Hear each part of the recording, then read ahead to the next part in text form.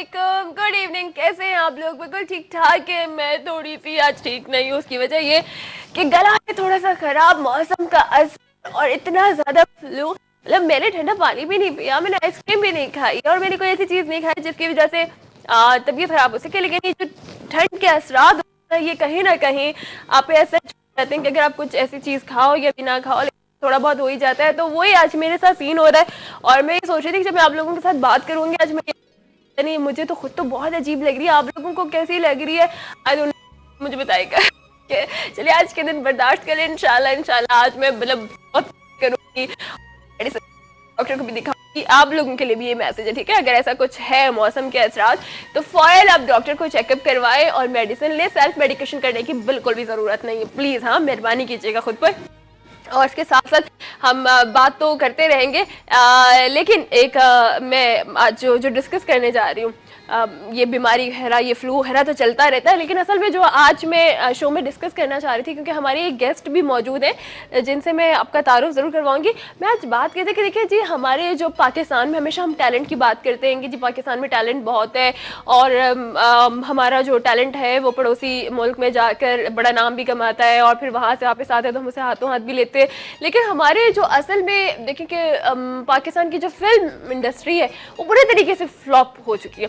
तो वहाँ पे ना मूवीज बन रही है ना कुछ, लेकिन मतलब कुछ डायरेक्टर्स ऐसे भी हैं जो वाकई काम कर रहे हैं और जो चाहते हैं कि नए टॉपिक्स के साथ वो पुरानी चीजें गई आउट हो गई हैं। हमारी अवाम भी इतना उनमें शऊर आ चुका है कि वो अब पुराने टॉपिक्स पे और वो पुरानी जो बड़ी बड़ी पता नहीं क्या वो अजीब अजीब फिल्मों के नाम होते थे उन पर जो मूवीज बनती थी वो सिर्फ और सिर्फ टाइम वेस्ट होता था। और पता नहीं जी के गुजर दादा और बदमाश डाकू और पता नहीं हसीना रानी और पता नहीं क्या क्या अजीब अजीब नाम होते थे। लेकिन अब देखें कि हमारे जो कुछ अगर डायरेक्टर्स इस तरह का काम करेंगे ना कि अवाम में उनका शौर और कुछ वो नए टॉपिक के साथ आए, कुछ नया करके दिखाए, तो यकीनन देखने वालों को भी मजा आएगा। और फिर जो हमारी फिल्म इंडस्ट्री फ्लॉप होगी ना तो वापस वापस वापस वो परवान चढ़ेगी और टॉप पे पहुंचेगी, क्योंकि हमारे यहाँ टैलेंट की कमी नहीं है, बस उसको सही तरीके से यूटिलाइज किया जाए डेफिनेटली फिर हमारे जो है वो कामयाबी हर फील्ड में होगी।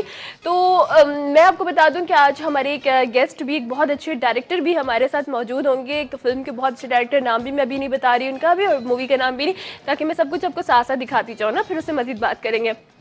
तो मैं आज चाहूँगी कि आप लोगों के कुछ सवालात जो आप उनसे करना चाहते हैं वो भी शामिल रखिएगा। कुछ आप लोग जो जानना चाहते हैं, कुछ पाकिस्तानी मूवीज़ के किस तरह के टॉपिक्स होने चाहिए, किन इश्यूज़ पर बनानी चाहिए, क्या आवाम देखना चाहती है, क्या आवाम पसंद नहीं कर रही है, क्या पसंद कर रही है, उन सारी चीज़ों को भी डिस्कस करेंगे। जितना हमारे पास टाइम है उसको सही तरीके से हम अवेल करेंगे।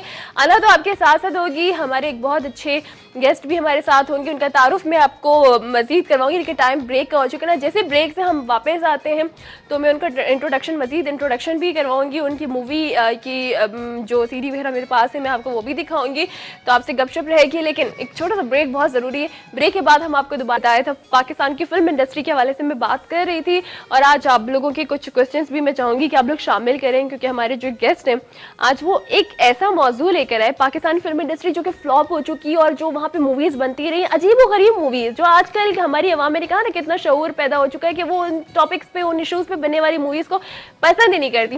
तो आज हमारे साथ जो डायरेक्टर साहब मौजूद हैं उन्होंने एक ऐसी मूवी बनाई कि जो वाकई इस वक्त हमारे पाकिस्तान के लिए एक अहम ज़रूरत है, लोगों को जो अवेयरनेस देनी, लोगों को बताना कि पाकिस्तान से कितनी मोहब्बत हमारी ज़रूरी है। क्योंकि अब जो है ना वो हम पाकिस्तान को ब्लेम देना शुरू कर देते हैं, हमारे मुल्क ने हमें दिया क्या है, ऐसा क्या हुआ है। लेकिन ये जो मूवी है सन ऑफ पाकिस्तान, ये एक ऐसी मूवी है जिसमें इतना उन लोगों के लिए ख़ास तौर पे कि जो अपने मुल्क के लिए जान दे सकते हैं, अपने मुल्क में अमन सलामती कायम करने के लिए हर कदम उठा सकते हैं। तो आज हमारे साथ जो इस मूवी के डायरेक्टर साहब जरार रिजवी मौजूद हैं, उनसे मैं बात करना चाहूँगी। अस्सलाम वालेकुम सर। वालेकुम, कैसे हैं ना? बिल्कुल ठीक है, आप कैसे हैं? बड़ा कर परवरदिगार का। अच्छा, thank you so much. Seriously मैं अभी मतलब मुझे इतना टाइम नहीं मिला था, लेकिन जितना मैं हो सका मैंने इसको पढ़ा, इसको ऑब्जर्व किया। इसमें सबसे अच्छी बात ये हटके टॉपिक लिया है बिल्कुल, जो कि नहीं हो रहा। हमारी तो मूवीज ही कुछ और, मैं नाम भी नहीं बताना चाहूंगी, नाम लेते हुए भी हमारी बदकिस्मती यही कि 15-20 साल से बदमाशों, फहाशी टाइप के सब्जेक्ट बनाए जिससे हमें बड़ा जवाल की तरफ हम लोग चले गए और जनरेशन जो हमारी वो इससे फिल्मों से दूर होती चली गई। और इसी दौरान इंडिया की फिल्में आई, जारी बात है वो बहुत अच्छी फिल्में हैं, उनको उसमें पसंद भी ये किया कहें गया कि हम बुरी हैं वो बुरी बात है, एक चीज़ है ही अच्छी, उसको हम क्या करेंगे, वो तो अच्छी बनाई है और उन्होंने आगे हमारे पाकिस्तान के सिनेमा भी बचाए मैं समझता हूँ, बल्कि और बनना शुरू हो गए।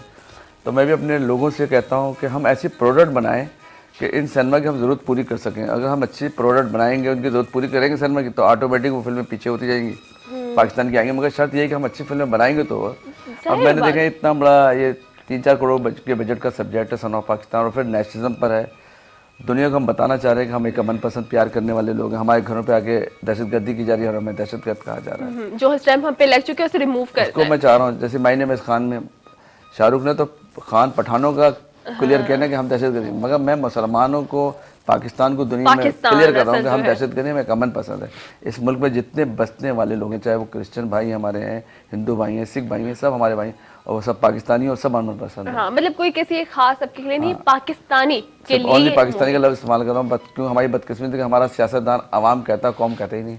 एक कौम हमने समझी नहीं ना आज तक, हमारा मुल्क तो बन गया, हमारा कौम नहीं बन सकी। बिल्कुल सही कह रहे हैं। तो मेरा ख्याल है कि ये एक बहुत अच्छा दिया, अमन का दिया साबित होगी ये मूवी।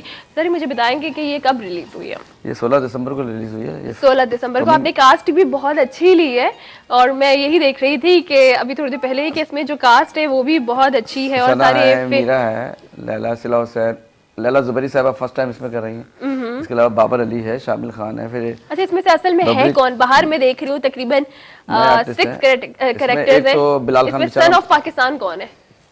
असल में 3-4 कैरेक्टर हैं जिसमें मतलब सारे अमन के लिए ही कह रहे हैं। ये 3-4 कैरेक्टर हैं जो अपने अमन के लिए है और सन ऑफ पाकिस्तान जो मुल्क के लिए काम कर रहे हैं। बाबर अली साहब जो है नेगेटिव और पॉजिटिव कर रहे हैं कि वांडा पे सारा चेंज है।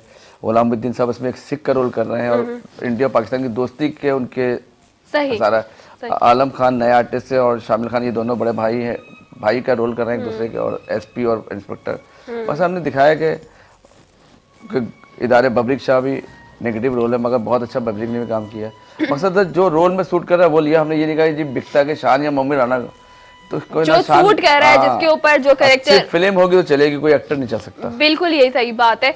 अच्छा, मुझे बताएं कि आपने सोच कैसे लिया? क्योंकि इस वक्त तो मेरा ख्याल है कि कोई भी फिल्म इंडस्ट्री के लिए अभी कोई सोच नहीं रहा कि जी क्या करेंगे, फिल्म तो फ्लॉप होगी या चलेगी नहीं, या हमारी मूवीज पसंद नहीं की जा रही। आपके जहन में कैसे आइडिया आया?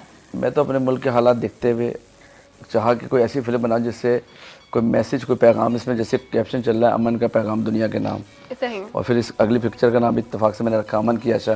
इसका म्यूजिक तैयार है, ये इमाम हुसैन के 40वें के बाद, जेलों के बाद रिकॉर्डिंग पे चले जाएंगे हम लोग। तो ये तो हमने अपने मुल्क को और मुल्क के हालात को देखते हुए रखा है सब्जेक्ट का नाम। अब देखें ना, हमारे सियासतदान हैं और शुरू से ही सुबाइयत की बात करते रहे, जिससे आज हमारे आपस में नफरतें हैं। मौलवी हजरात हैं हमारे, वो मज़हब की बात करते रहे। भाई आप पठान, पंजाबी, महाजिर, सिंधी, बलोची सब हैं, शिया सुन्नी वहाँ भी करने, पाकिस्तानी भी तो बनो। 63 साल 64 साल पाकिस्तानी किसी ने कहा, ये सब कुछ कहा है। जिस दिन हम पाकिस्तानी ये सोच लेंगे हम सिर्फ पाकिस्तानी हैं, तो ये जो दिल बुरे हुए, जो नफरतें, ये खुद खत्म हो जाएंगी, क्योंकि हम अच्छे पाकिस्तानी बने बस। अच्छा देखिए ना, कि जैसे ये हमारा होता है ये कि अगर हम दूसरे लोगों के साथ अपना एक कंपैरिजन करें तो डेफिनेटली वहाँ पर अमेरिकन, हम अमेरिकन है, ठीक है। अगर किसी बात होती है मैं इंडियन हूँ, वहाँ का मुसलमान भी ये कहने में बड़ा फख्र महसूस करता है सीरियसली कि मैं इंडियन हूँ। हमारे यहाँ मतलब बताते हुए भी शर्म आती है कि सीरियसली सर मैं आपको बताऊँ, फेसबुक पे या कभी ऐसे चैट भी हो रही हो तो वो लोग आगे से ना इतने ब्लेम, इतना कुछ कहना शुरू कर देते हैं कि हम कहाँ जाकर छुप जाएं। ये कितनी अजीब बात है कि इंडिया वो लोग कहते हैं कि हम इंडियन है, मगर उनके हालांकि 3 नाम है मुल्क के, हिंदुस्तान, भारत, इंडिया, मगर वो कहते हैं इंडिया ही है। और वो 3 नामों का एक मुल्क और कौम एक है, और हम एक नाम वाले मगर एक कौम नहीं बन रहा। इतना बड़ा मुल्क, इतने सारे सूबे, हम 4 पे लड़ रहे हैं। और 22 से ज्यादा सूबे उनके बन चुके हैं। पहले 22 थे जब 47 में, और दुनिया भर की कौमें आबाद हैं, तो वो भी तो रहना है। तो हमें क्या तकलीफ है कि हम आपस में नफरतें, और फिर मुसलमान है बेनफरतें या दूसरे भी अगर कौम रह रही तो वो भी तो पाकिस्तानी है ना। तो हमें चाहिए कि सिर्फ अच्छे रहें, एक दूसरे से प्यार करें और सिर्फ पाकिस्तानी कहलाएं, और दिलों में जो भी नफरतें हैं वो दूर करें, और अपने मुल्क से और अपने आप से एक दूसरे से प्यार मोहब्बत करें। मैं तो, मेरी हर फिल्म का यही मैसेज है, यही पैगाम है। अमन की आशा का भी यही पैगाम है, इसका भी यही पैगाम है। जरा सब क्या समझते हैं इस मूवी से, आपको क्या फीडबैक मिल सकता है? कितने % आप समझते हैं कि जो चीज़ आप लोगों तक पहुंचाना चाह रहे हैं? मैं आपको बताता हूँ स्टार प्लस ने पहले हमारी औरतों लड़कियों को खराब किया था। बल्कि मैं अभी सॉरी आपकी बात काट, ये बात बड़ी जबरदस्त आप जो करने वाले, छोटा सा एक ब्रेक ले रही हूँ, ब्रेक से हम वापस आते हैं, तो ये बात जरूर कीजिएगा कि इससे फीडबैक है और वो जो ब्रेक हो ही जाए, एक ब्रेक हो ही जाए। तो हमारे साथ साथ रहिएगा इवनिंग लाउंज में।